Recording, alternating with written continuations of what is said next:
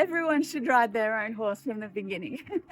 I started with Belinda years ago, and I'd basically come back from having a 20-year break from riding, and wanted to get back into horses, and I was very scared, had no confidence whatsoever, and having a young horse was really hard, but she gave me the confidence to bring him along and train him, and a really great experience. And when I was kind of ready for a horse, we got this big fella here, Rio, from Belinda, and my riding has just, I think, blossomed. I feel really great riding. My confidence is great. Like, even to get on a big horse like this for me would never have happened.